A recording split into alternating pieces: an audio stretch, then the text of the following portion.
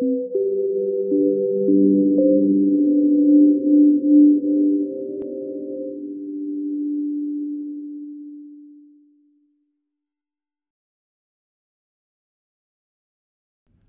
Farley is a Liverpool-born poet who grew up at a time when the city's avant-garde art scene was flourishing.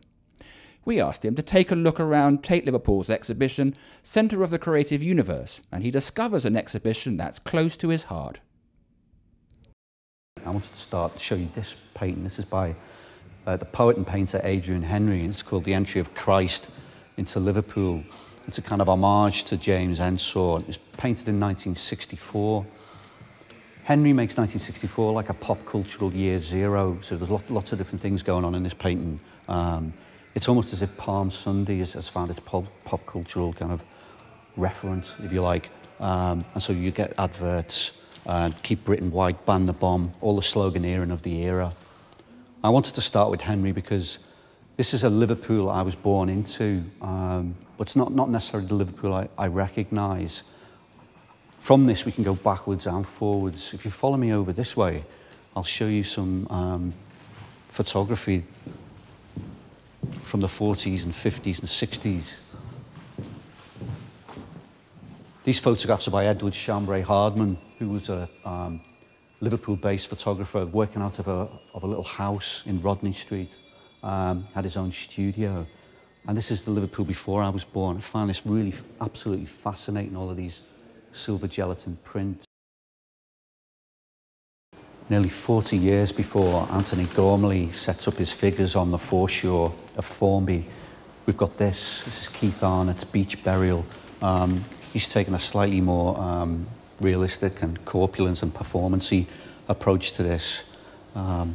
This reminds me of burying my parents on the beach at New Brighton. This is a big exhibition. I've come through to the other room. These images are by the Boyle family. They made casts of the Herculaneum dock in Liverpool. The Boyle family tried to almost remove themselves or remove the hand of the artist. My dad used to take me down to Herculaneum dock and Albert dock, in fact, where we are now, but it was very, very derelict in the early 70s.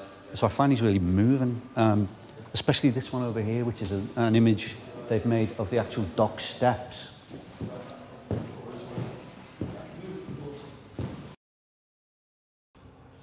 There are a set of images in this exhibition by the photographer Martin Parr.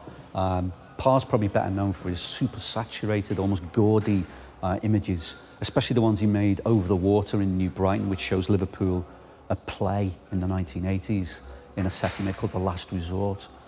I've never seen any of these before, and they're amazing images and almost a corollary, if you like, to what's happening over the water in the mid-80s.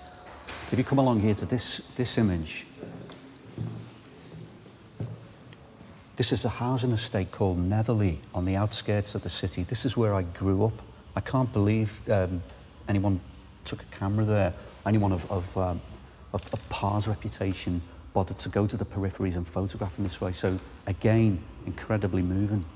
These images are by Tom Wood, beautiful colour photographs. And this is the Liverpool I really recognise. This is the Liverpool I grew up in.